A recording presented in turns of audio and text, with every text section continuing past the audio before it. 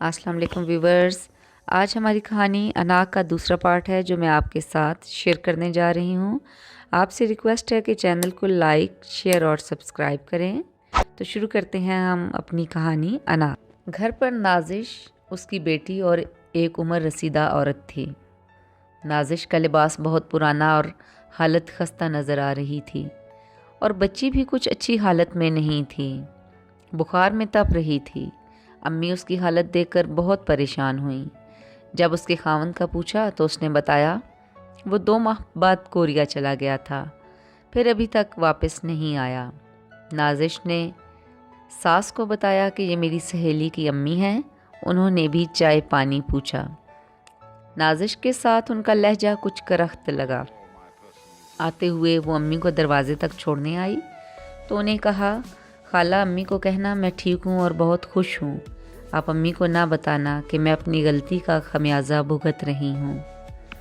खाला मैं क्या करती, अब्बू के रवैये से मैं बहुत तंग आ गई थी। मुझे और कोई रास्ता नज़र नहीं आ रहा था, इसलिए मेरे से ये गलती हो गई। मुझे ये नहीं पता था कि बदकिस्मती यहाँ भी मेरे साथ साथ रहेगी। उसके रुखसार आंसुओं से भीग चुके थे। अम्मी का दिल कटा जा रहा था। वो वहाँ से बोझल कदमों के साथ वापस आ गई। चाची रुकैया को तो यही कहा कि वो खुश है। आखिर इसके अलावा हल भी कोई नहीं था। चाचा जब्बार और भाई उसका नाम लेना भी गवारा ना करते थे। इसी तरह तकरीबन 5 साल गुजर गए। चाची रुकैया का चक्कर हमारे यहाँ लगता रहता। नाजिश के गम में वो अंदर ही अंदर घुलती जा रही थी। चाचा जब्बार के रवैये में भी मज़ीद सख्ती और मज़ीद नफ़रत पैदा हो गई थी। वो अपना एहतसाब करने की बजाय चाची रुकैया को इस बात का ज़िम्मेदार समझते थे। फिर ज़िंदगी ने एक और नया मोड़ लिया। नाजिश का खावंद एक हादसे में कोरिया में जान की बाजी हार गया।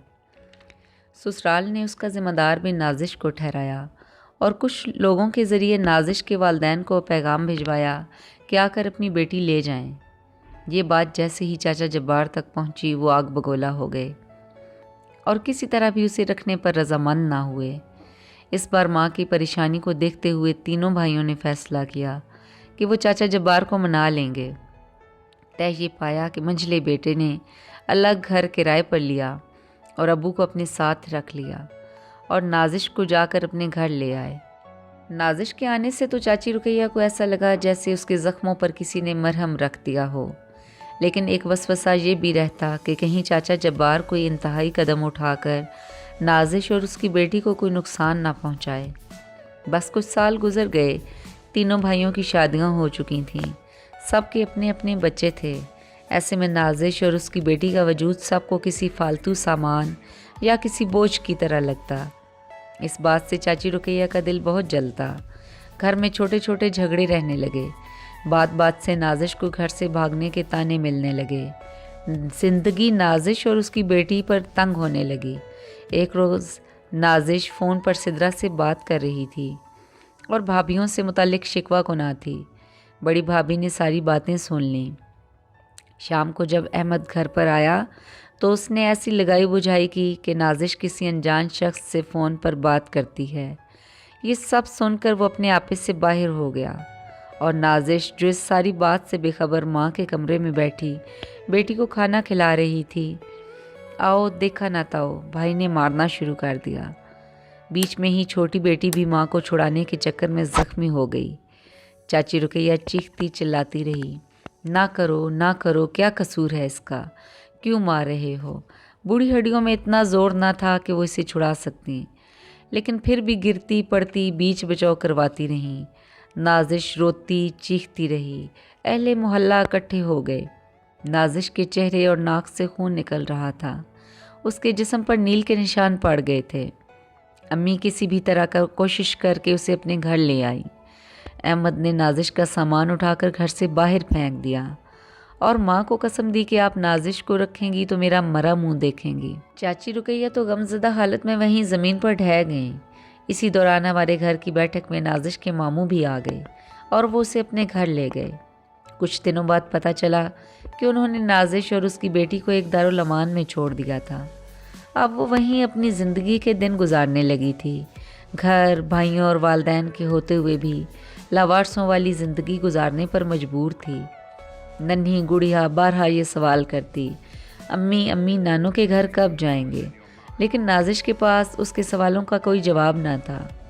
बस उसे बहलाने की कोशिश करती। कभी तो वो रोते रोते दिन गुजार देती और कभी दारुल अमान में रहने वाले दीगर बच्चों के साथ खेलने में लग जाती। दारुल अमान में सभी दुखी और ज़माने के ठुकराए लोग थे। किसी को तो किस्मत ने यतीम और मस्कीन बनाया था, तो कोई अपनों के होते यतीमों वाली ज़िंदगी गुजार रहे थे। दारुल अमान में ज़िंदगियाँ तो महफूज थीं, 3 वक्त पेट भर खाना भी मिला करता था, लेकिन रिश्ते नहीं थे, घर का सुकून नहीं था। हकीकत तो ये थी कि नाजिश ने तो घर होते हुए भी घर का सुकून कभी देखा ही ना था। होश संभला तब से बाप की लान तान, और जब किस्मत बदलने के लिए शादी का फ़ैसला किया तो भी खुशियाँ ज़िंदगी से कोसों दूर ही रहीं। दारुल अमान में औरतों को अपने पाँव पर खड़ा करने के लिए हुनर सिखाए जाते थे। नाजिश ने भी सिलाई करना सीख लिया और फैक्ट्रियों से लाए गए कपड़े सिलाई करके अपनी बेटी और अपने लिए कुछ खर्च निकाल लिया करती। अब आहिस्ता आहिस्ता वो दोनों इस माहौल के आदी होने लगे, इसी को अपनी ज़िंदगी समझने लगे। महीने भर के बाद नाजिश हमारे घर कॉल किया करती और अम्मी को खाला रुकैया को बुलाने को कहती। अम्मी हमेशा बहाने से उसे अपने घर बुला लिया करती ताकि किसी को कानो कान खबर ना हो, और माँ बेटी की आपस में बात हो जाया करती। एक दूसरे का दुख दर्द बांट लिया करते। और दारुल अमान के स्कूल में पढ़ती थी। वक्त की ठोकरों ने उसे भी समझदार बना दिया था। बेटी कम और माँ की सहेली ज़्यादा लगती थी। बस दिन महीने साल गुजरते जा रहे थे। चाची रुकैया को बेटी की दूरी और दर बदर होने का गम सताए रखता। बेचैन बेचैन सा वजूद लिए फिरती थी। सिदरा भी अपने बच्चों और घर में ऐसी मसरूफ़ हो गई थी कि कम कम ही मेके आया करती। चाची रुकैया के अंदर ये दुख घर कर गया था। घर में बेटे, बहुएं, पोते, पोतियां सब थे। भरा पूरा घर था, लेकिन चाची रुकैया के दिल में वीरानी ही वीरानी थी, जिसे टटोलने की घर में कभी किसी ने कोशिश ना की थी। चाची रुकैया के तो वजूद का हिस्सा काट कर अलग कर दिया गया था। उसकी जो तकलीफ़ उसे खुद थी वो शायद किसी और को कभी महसूस नहीं हुई थी। सब अपनी ज़िंदगी में मगन, और बाप अपने ज़ोम और अनाब में बेटी को दिलो दिमाग से निकाल चुका था। इसीलिए तो नौबत आज यहाँ तक पहुँच चुकी थी। आज सुबह जब चाची रुकैया नमाज़ पढ़कर सजदे में जाकर नाजिश के लिए ढेरों दुआएं करती रहीं, दिल बहुत भराया हुआ था, आँखों से आंसू टपक रहे थे।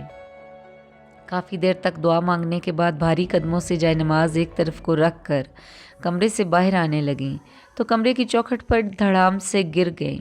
शायद अब दिलो दिमाग और जो वजूद हिम्मत हार चुका था। अब उसमें गम को सहने की हिम्मत बाकी नहीं रही थी।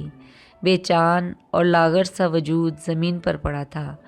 गिरने की आवाज़ सुनकर राशिद जल्दी से भागा आया। सब बौखला गए। फ़ौरन हॉस्पिटल पहुंचाया गया, जहां जाकर पता चला कि चाची रुकैया को फालिज हो गया है। चाचा जब्बार ने अभी भी नाक पर मक्खी तक बैठने ना दी। पता नहीं किस बात की अना थी जो नीचे नहीं आती थी। बेटी की दूरी का गम शायद कुछ कम हो जाता अगर कभी चाचा जब्बार ने चाची रुकैया के ज़ख्मों पर मरहम रखने की कोशिश की होती। बस शायद किस्मत का यही लिखा था। माँ की इस हालत को देखते हुए भाइयों से रहा ना गया और मामू से कहा कि नाजिश को अम्मी के पास अस्पताल ले आए। नाजिश को जब पता चला तो ज़मीन उसके पाँव के नीचे से सरकने लगी। वो बेटी को दारुल अमान में छोड़कर हॉस्पिटल आ गई। 15 दिन तक दिन रात माँ की खिदमत में लगी रही। उसे देखकर चाची रुकैया की हालत में सुधार आने लगा। आखिर डॉक्टर ने उन्हें हॉस्पिटल से डिस्चार्ज कर दिया। उस रोज़ बोझिल कदमों के साथ नाजिश दारुल अमान वापस आ गई, क्योंकि बाप के घर के दरवाजे उसके लिए बंद ही थे। चाची रुकैया की आंखों से बहते आंसू इस बात का पता दे रहे थे कि वो उसके जाने से कितना दुखी हो गई थीं। अगले 6 माह चाची रुकैया के चारपाई पर ही गुजरे। अब भी नाजिश अम्मी को कॉल करके चाची रुकैया की सेहत के बारे में हाल अहवाल लेती रहती और हमेशा बेचैन और बेबस ही नज़र आती। अब तो उनसे बात भी ना हो सकती थी। आखिरकार एक दिन चाची रुकैया जान की बाजी हार गईं और दुनिया से रुखसत हुए। उनकी आंखें यूं खुली थीं जैसे वो नाजिश की राह तक रही हों। एक शख्स की बेजा अना की वजह से आज एक माँ दुनिया से इस गम के साथ रुखसत हो रही थी। ये 6 माह वो किसी को अपनी दिल की कैफियत ना बता सकती थी कि वो कैसे जी रही है। उधर नाजिश को माँ की मैयत पर आने की इजाज़त भी ना मिली, तो वो नकाब में मुंह छुपाए गैरों की तरह उस दहलीज पर आई और माँ को आखिरी सफ़र पर रुखसत किया। अम्मी के और सबके गले लगकर खूब रोई, यही उम्मीद करती रही कि शायद अभी अब्बू आकर दस्ते शफ़क़त सर पर रख दें, शायद कोई भाई आकर गले से लगा ले तो उसका गम हल्का हो जाए। लेकिन ऐसा कुछ ना हुआ और वो बोझल दिल के साथ माँ की वफ़ात का गम लिए एक बार फिर दारुल अमान रवाना हो गई। नाजिश, चाची रुकैया और नाजिश की बेटी, इन सब की ज़िंदगियाँ चाचा जब्बार की अना की नज़र हो गईं और आज सब कुछ ख़त्म हो गया।